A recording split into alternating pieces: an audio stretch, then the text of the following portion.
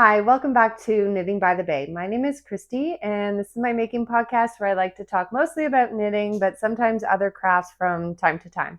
Today's episode, I wanted to update you on two of my finished objects, as well as some of my Radmir sweater progress, and another colorwork sweater that I've been working on. I'm actually almost finished that one. And then at the end of the episode, I wanted to talk to you about some of my favorite shows that I've been watching recently, as well as share with you a finished sewing project. So if you're into sewing, I'm going to save that until the end of the episode. So if that sounds like something you're into, grab yourself something to drink and maybe your current knitting project, and let's get started. Okay, so let's begin with the finished objects. The first one is the one that I'm wearing, and this is called Fallow, and it's by Michele Phelan. I knit mine using Rerum Natura Ulysse in the color Cedar and Quartz. And I held the quartz together with Knitting for Olive Soft Silk Mohair in the color Ballerina because I wanted these deers to have a little bit of a fuzzy quality to them. So I think it worked out pretty well. I like the way it's not overly obvious that these are mohair deers, but I can tell when I look at it, so I like it. And this sweater is knit on, well, it should be knit on US 5 or 3.75 millimeter needles, but my gauge was too big, so I decided to size down to a US 4 or 3.5 millimeter needle. I also decided this pattern has a mock neck on it, but I decided I just wanted a crew neck, so I ended up just doing that, and I really like it. Actually, it's quite open, the neckline, and I like that look, and I'll show you the bottom of it. So I made it quite cropped, and I like having this look of it sort of sometimes will go off the shoulder a bit, and I kind of like that look with the cropped and then wearing it with some tights. I think it's cute. I feel like I'm like a dancer or something, and then I'm putting my sweater on over my leotard when I'm done dancing. I don't know. That's kind of the idea that I have with this sweater. So I've been knitting a lot of sweaters recently out of sport weight yarn, and I think that I really like this weight of yarn more than any other weight. I think I find like I just like the drape of it and everything, the thickness of it. I don't really enjoy knitting on fingering weight yarns. It just takes forever, and I don't like how thin the fabric can be, but this is sort of a step up from that, and I really like it. I haven't used DK weight wool before. I've never chosen a pattern that used that for some reason.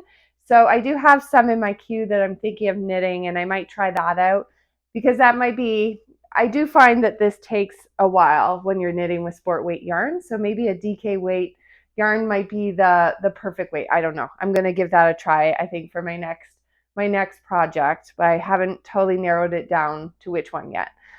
I love the crop fit of this sweater. I think it's the perfect holiday sweater because they're just deers.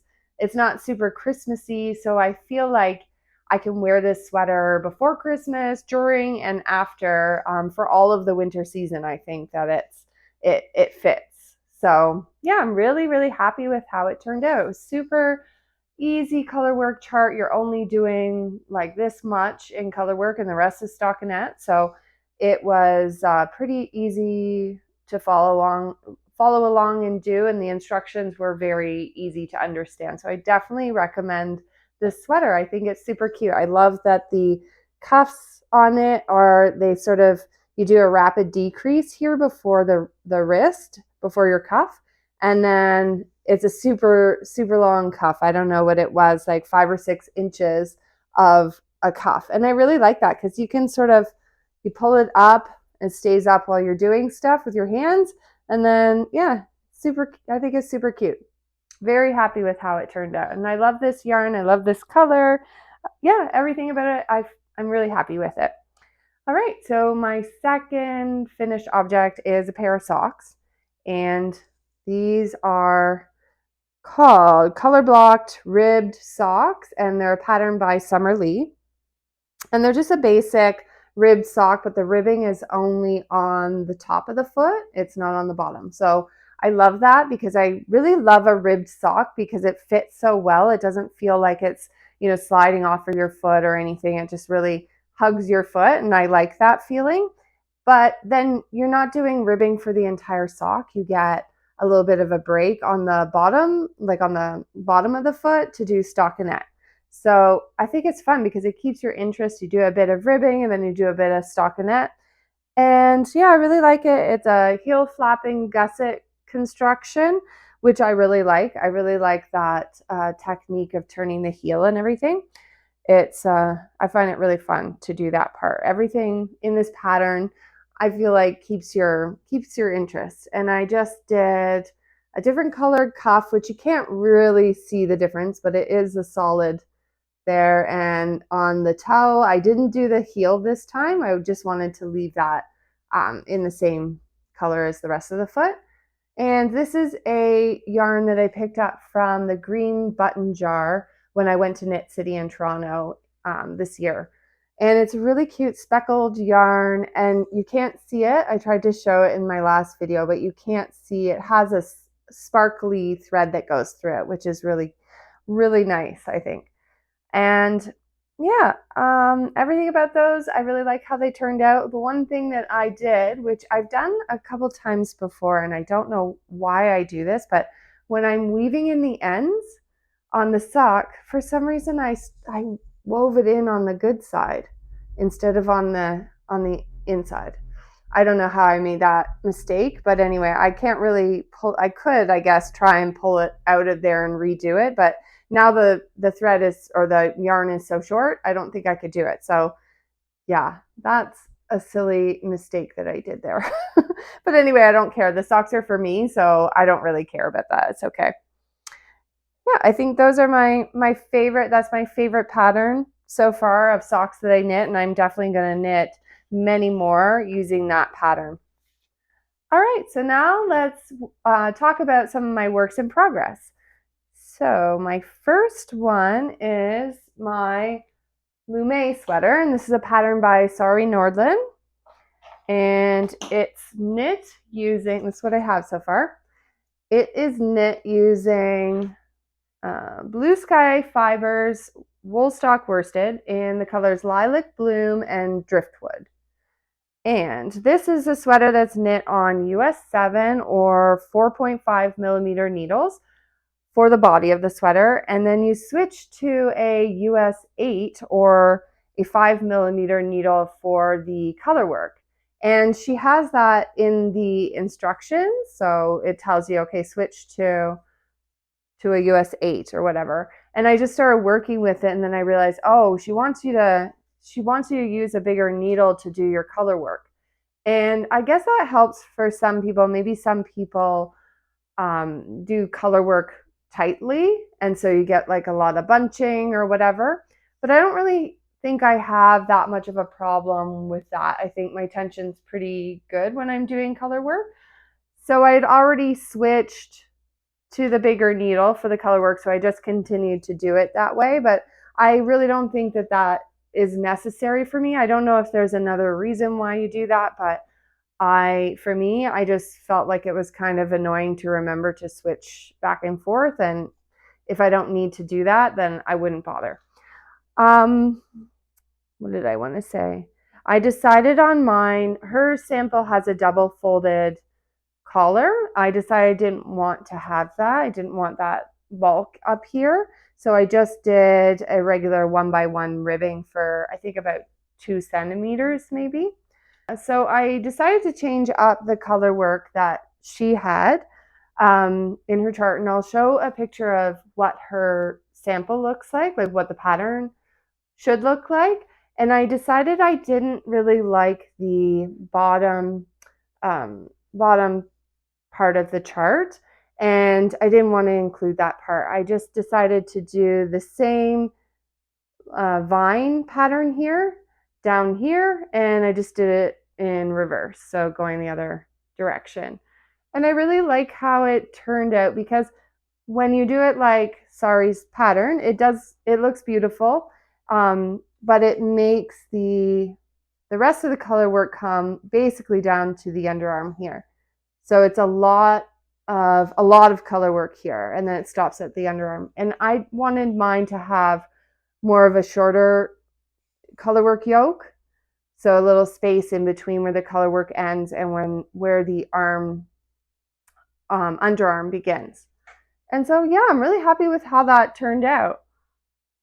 And then I just finished one of the sleeves, and I decided to just do, again, to change up the colorwork chart and just do the vine from it and not do the rest of it. I was considering maybe doing just the flowers around the cuff, but they were a little bit bigger. I just kind of wanted a shorter bit of colorwork here. I don't know why. So I ended up just doing that same vine chart as here and just around the cuff there.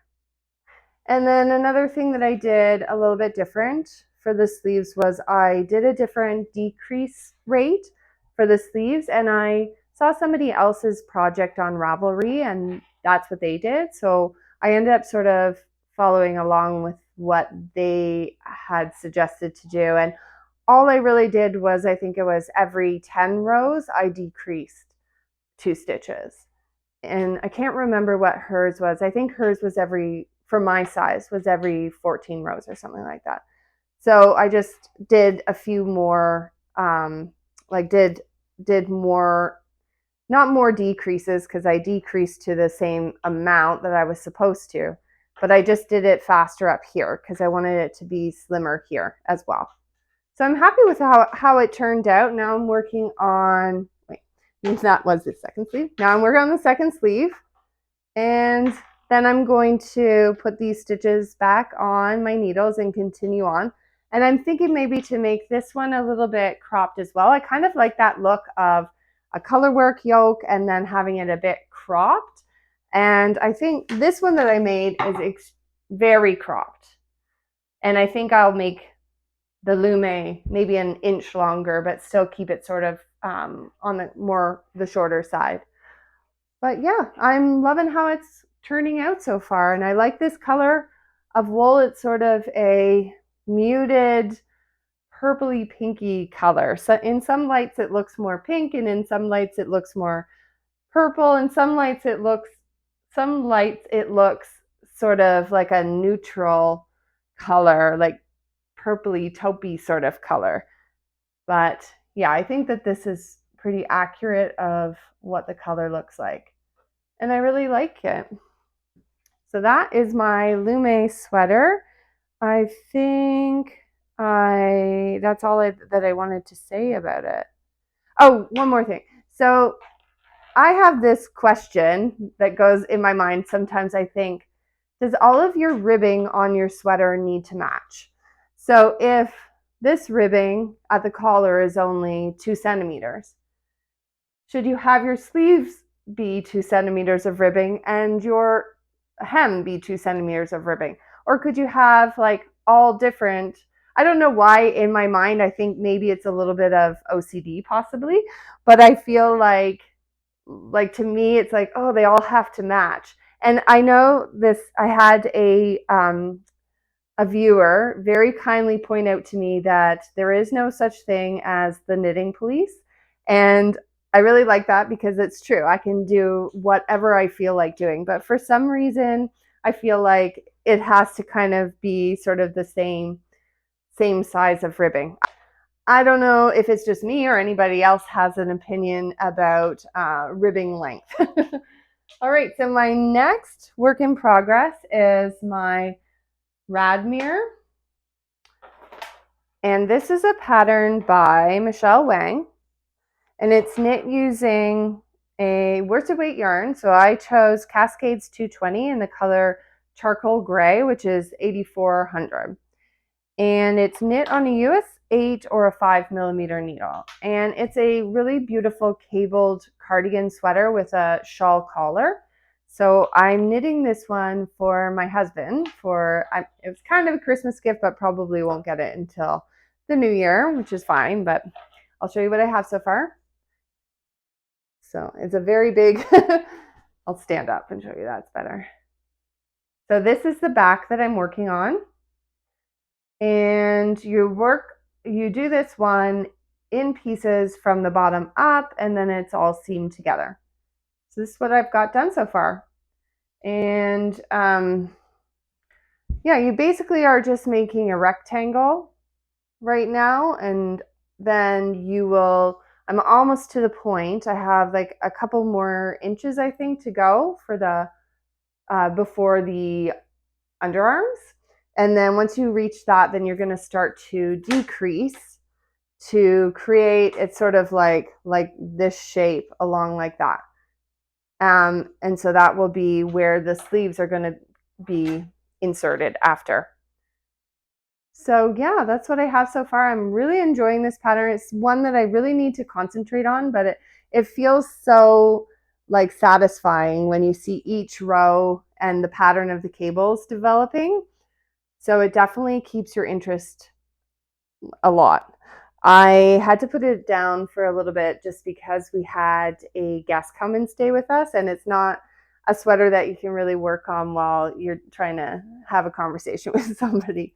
So yeah, I was working more on my Lumme sweater for the last little while just because that's easy, just stockinette stitch. So yeah, but I'm really loving this. I love this yarn. I talked about that the last time. I really like the Cascades 220 for cable work. I think it makes the cables really, pop. And you can really see the texture and everything with this yarn. I think it's beautiful.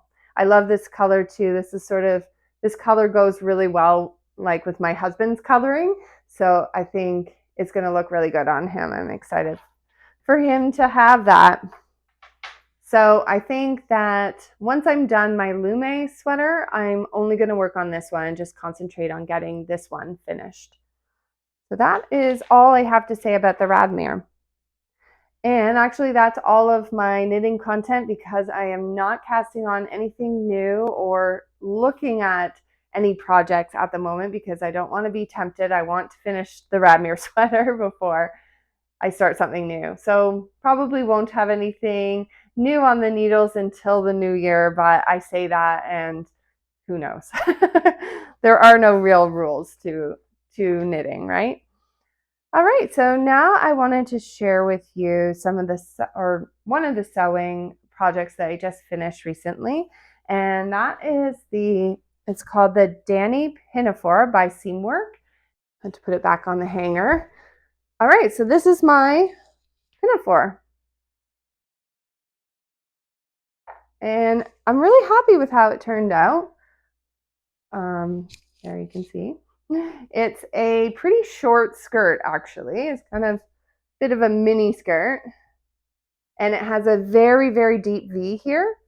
So, of course, you wear something underneath it. And I've been wearing it with a black turtleneck underneath it. And I'll put up a picture of what it looks like. I don't think I have a video of it. I just have a picture. So I'll show you what that looks like over there. So I made mine using a plaid jacketing that I picked up from Fabricville, which is like jacketing on the outside, but the inside is a flannel. So it's really cozy on the inside, really soft and nice. And this time I used this fabric a while ago to make a coat out of it. And the coat had pockets in it, and I had planned to make the pockets with the flannel on the inside, and I totally messed that up. So this time I was like, be sure that you do the pockets the right way. So this time the inside of the pockets are the flannel side of the fabric, which is so like warm and soft. It's so nice. So yeah, it has these pockets here, and it is actually supposed to be lined. You're supposed to do a lining for the inside. And I just felt like with this fabric, it's sort of it's quite thick and it's got the flannel on the inside. And I just thought, I don't think it needs to have a lining to it. So I just skipped all those parts where it tells you about doing the lining and just didn't do it. And it pretty much worked out fine. The only thing that didn't work out that great, but it's not really a big deal, is like when I was seaming the front to the back pieces on the inside. So it's all the raw edges and you're kind of sewing together the facing. There's like facing that goes in around the neck edge and around the armholes. So you're sewing that all together. Normally you wouldn't do it like that. Like this would be like inside the lining. The lining would cover this up. But it's not really a big deal because when I'm wearing it, you can't see it. It looks fine. So it doesn't really matter. Another thing is I probably should not have chosen this fabric, this plaid fabric, because there are pleats in both the top and the bottom. So you've got some pleats going on here, I believe. Yeah. And here. And so it doesn't look great in the plaid because it's sort of like, it makes the pattern look really wonky and weird. So if I was more patient of a person, I probably could have worked on that to make it look the same on both sides, as well as like you're joining the two pieces of the front here, down here, and that is not lined up properly at all. So there's a lot of wonkiness with the fabric placement for my dress, which I'm sure if you were more experienced or you had more patience, you could make that work and make it make it line up better than I did, but I just didn't do that. But I really like the pattern. I really like the shape of this dress. I think it's super cute. I would also like to make this one again in like a solid color, but maybe a corduroy I think would look really cute. So yeah, I definitely recommend this pattern. It's pretty easy to understand. I don't think I really had any questions about any of the parts, and yeah, I think it's cute with some like black tights and some boots. And I also just recently picked up some new tights, and they are fleece lined tights, which I've never had before. I've always just had regular tights. These are like the softest, most comfortable tights ever, because I don't love wearing tights, but I do really like wearing dresses. So yeah, it's nice to pick up a pair of those tights that are super comfortable to wear. It's like you're wearing super soft leggings, and I just picked those up from Old Navy. They weren't expensive or anything, but I think that they're really good. I really like them. All right, so that is it for my sewing. I think, I wanted to mention too, I wanted to do the hem on here with a double row of stitches. And so I said I'm gonna try and use my twin needle on my machine to do that double row again, because I just learned how to use that on one of my last projects. So I thought I'm gonna use that twin needle. I threaded it all and everything, and I went to get started. And I forgot that my machine was set to my zigzag stitch. So as soon as the needles went down, one of them like hit and broke off. And it flew, like the tip of the needle flew up at my face. I was wearing my glasses at the time, but it hit me in the forehead. So it wasn't near my eye, but I was very lucky that it didn't hit me in my eye. So always be careful, make sure you have it on the right setting before you start going. And I'm not really somebody who often you're supposed to turn the knob of the sewing machine so the needle goes into the fabric before you start sewing, which is a very smart thing to do, but I don't do that. I just start going, and that's what happened. And this happened to me before. I really should learn, because I've broken many needles on my machine before.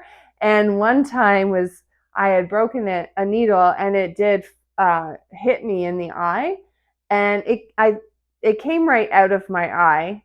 But that night I had to go and get an MRI done at the hospital, and they always ask you, like, do you have any metal? Like, have you ever had any metal go in your eye? And I was like, well, yeah, just a few hours ago when I was sewing, but I'm pretty sure it's out. But yeah, they made me go and get an x-ray and everything done, just out of an abundance of caution, and there was nothing there, but still, I should learn my lesson and be a little bit more careful and not break so many needles. But anyway, that's what happened.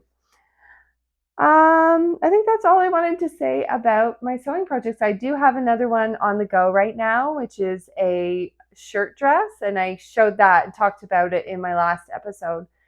So I've got a lot of that done so far. I think I'm almost at the point where I'm going to put the sleeves in. I've got the front and back and everything done, but the sleeves are going in next, I think. So probably on my next podcast, I'll share with you that finished project, which I think is, coming along pretty well. I'm liking the pattern a lot. It's pretty easy to understand. So yeah, hopefully I'll have that to share with you guys in another couple weeks.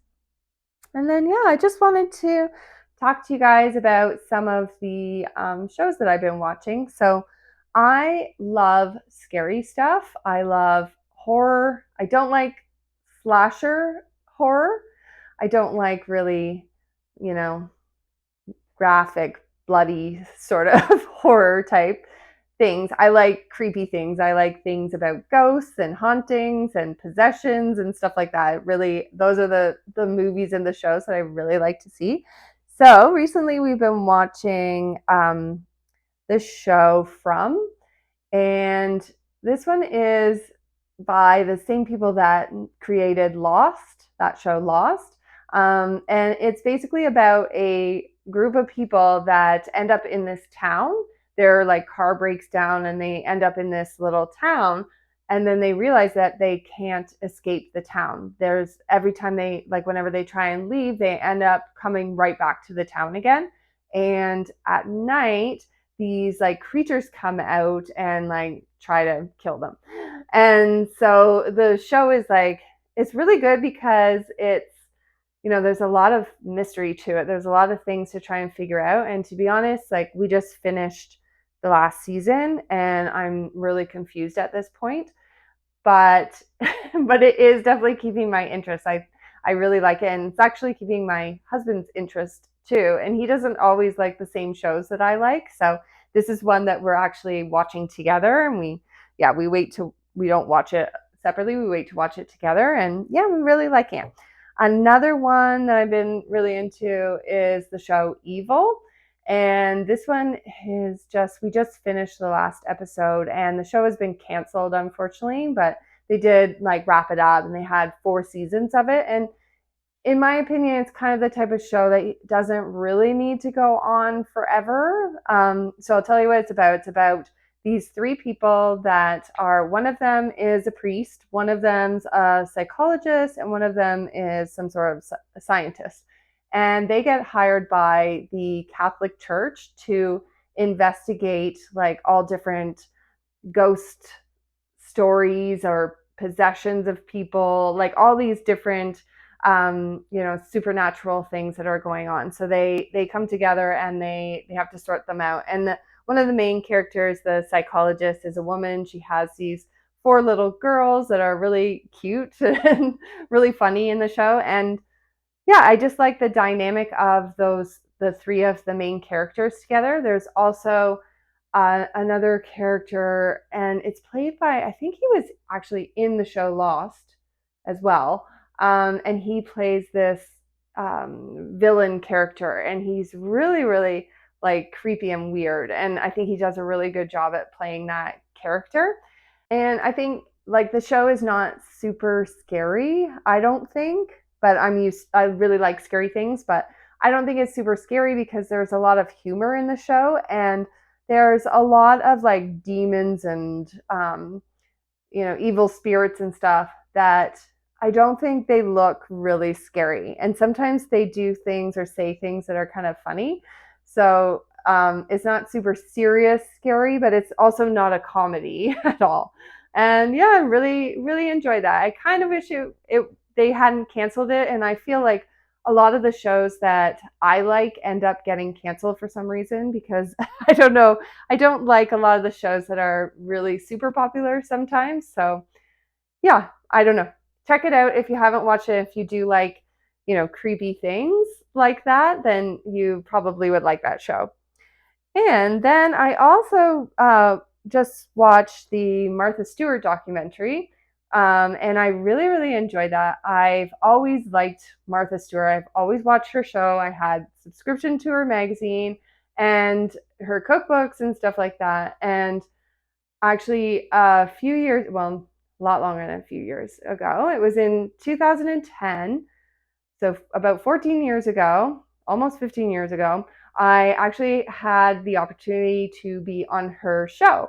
And how this happened was I used to make, well, I still sometimes make them, but I used to make a lot these wallets. I had a store on Etsy and I made wallets using vinyl and paper. And I had my little business on there. And then I was looking on her website and it had a little, thing saying, do you know how to do a craft? Do you want to be on the show to teach Martha and the audience how to make a craft? And I thought, okay, I'm going to just fill in the form and we'll see what happens. And, I just kind of did it just, why not do it? And I didn't really think anything of it.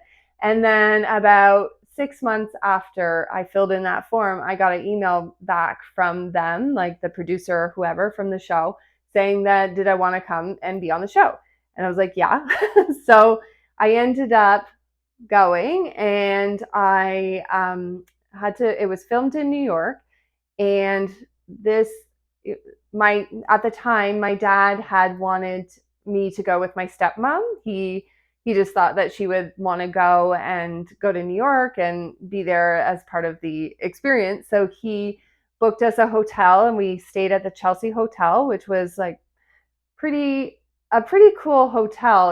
It's decorated very like artsy and everything. And I always think of the Leonard Cohen song, The Chelsea Hotel, when I think of that. But it was like the perfect hotel to stay in, I think, for my first time going to New York and being on the show. But anyway, I will, yeah. So we went to New York and it was a lot of fun. The day before I was supposed to be on the show, I had to meet them at the studio place, and they had this giant room that was just filled with every single craft supply that you could ever need to make anything. And so I just went in there and I went through like how I was going to, because I had to go on the show and make one of the wallets on the show, like, the different parts of it, and actually sew on stage in front of the audience and everything. So I went in and I had to, practice using their sewing machine because, I was coming from Toronto. I didn't bring my sewing machine. I just brought all the supplies that I needed. And then I had to, practice using their sewing machine. And we just sort of went through the steps of what I would be doing and everything. It was pretty cool. And then the next day, or that night after that, I got home to the hotel and I got a call from them to say, oh, by the way, we're going to put you in another segment on the show. So you'll be in 2 segments. And the second segment was it was a round table discussion. So we all sat around a round table and it was me and Martha and Emerald Lagasse, the chef. And I think there were 2 other people that were on talking about their businesses or whatever. So we were all just sitting around the table and we were going to talk about the Oscars and talk about who we thought was going to win the Oscar for whatever that year. And I never watched the Oscars. I do like watch movies, but I'm not like crazy about seeing every movie that's up for an Oscar or anything. And I think that year, one of the movies that was up for an Oscar was the movie Up, that cartoon. And that's the only movie that I had seen out of all of them. So I really had nothing to say. And I kept thinking, why does anyone care what I think about the Oscars? I don't think anyone cares about that. I don't know that anyone really cares what Emerald Lagasse thinks about the Oscars, but for some reason they thought that this would make a good segment. And so I said, okay, that's fine, I'll do it. And then I went there, and so when I went in to the studio on the day of filming, I went into, they take you through and then you go into this waiting like room area. And the producer came and talked to me and she was like, okay, so we're going to be doing this round table topic or discussion about the Oscars. So you're going to want to say something. So try and think of something to talk about because you'll you'll not like it if you end up just sitting there quiet through the whole discussion. So I did end up saying something like, oh, the only movie I saw was Up, and I really liked it. I didn't think that I was, can't even remember what I said at the time, but it was something, I just like babbling on about how I was surprised that it was up for an Oscar and all of that. Anyway, and then she said, she told me that while I'm doing my segment and I'm doing the sewing and talking about my wallets, that I need to make sure that I tell Martha what to do, because Martha is a very like type A personality, if you didn't know that already. And she's going to try and direct the whole segment. And I should not let her do that because it's mine and it's about my wallet. So I need to direct it. And I thought that was pretty funny that they're telling me to basically boss Martha Stewart around.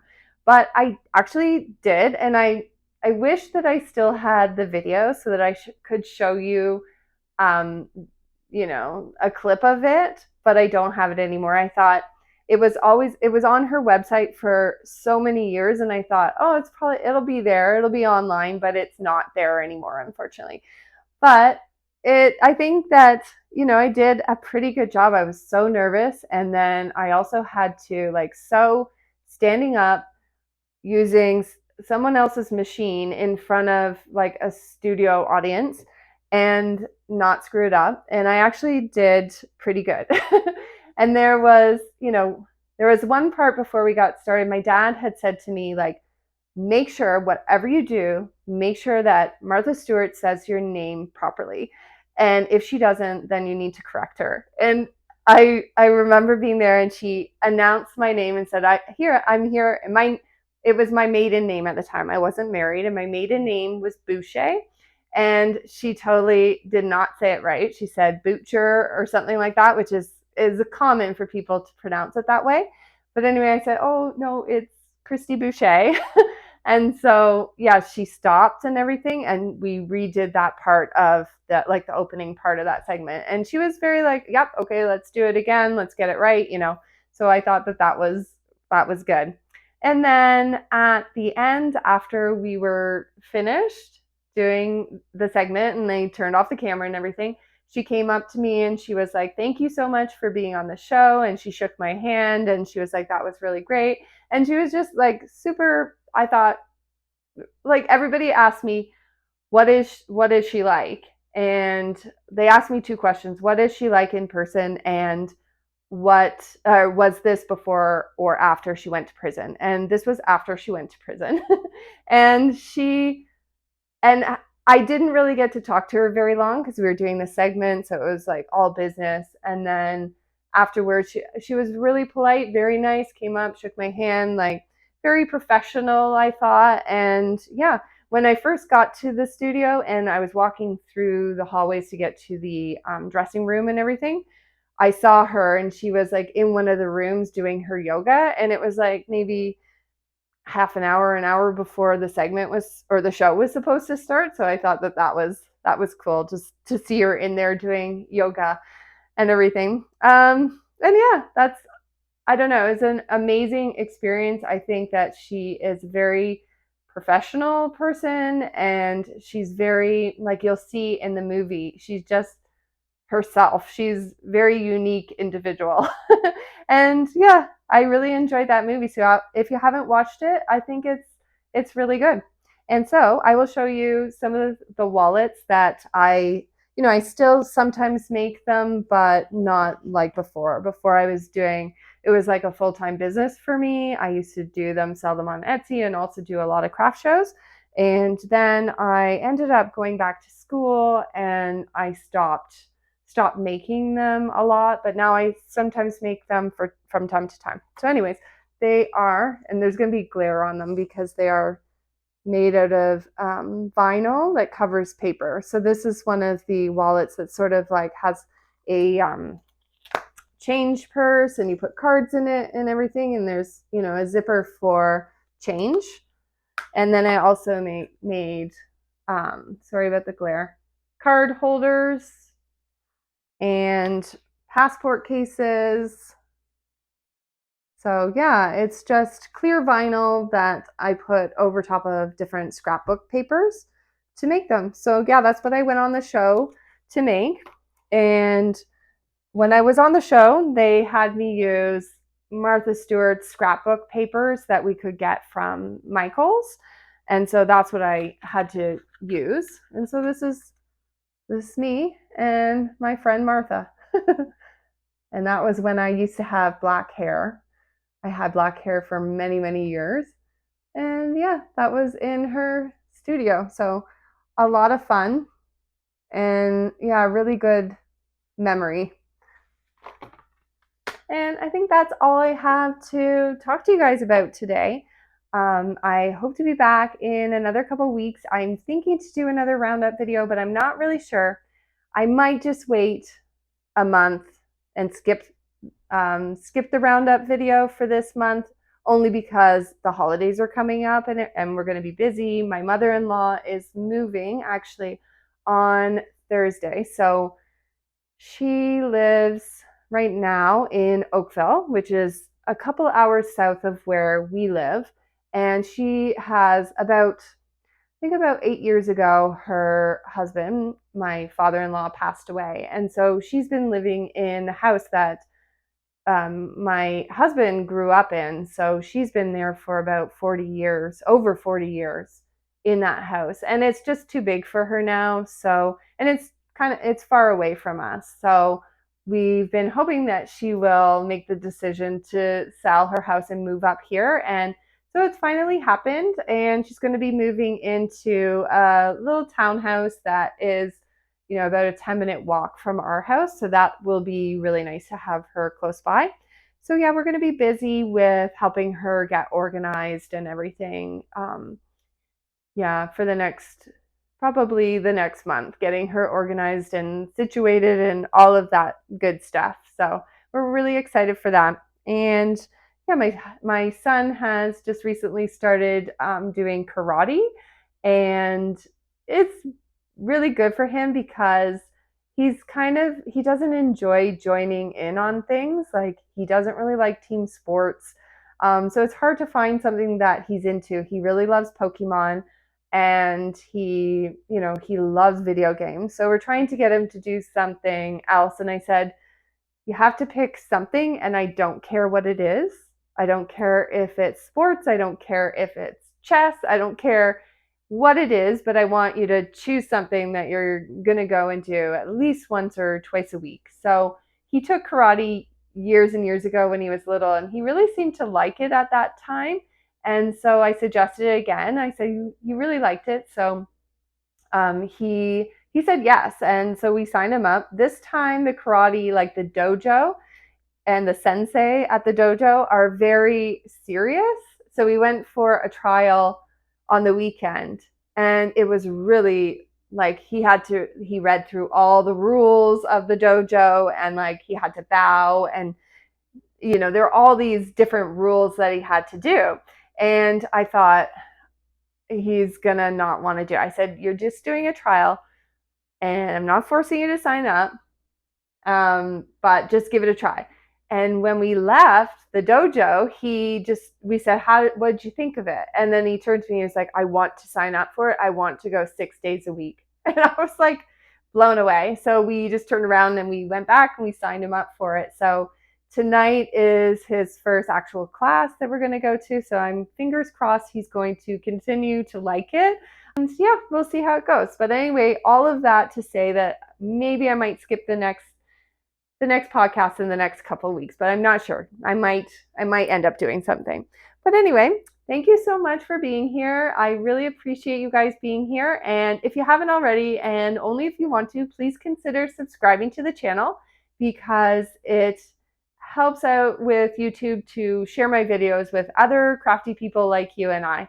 And if you enjoyed this episode, please give it a like, and I will see you guys again soon. Until then, happy crafting, everyone. Bye.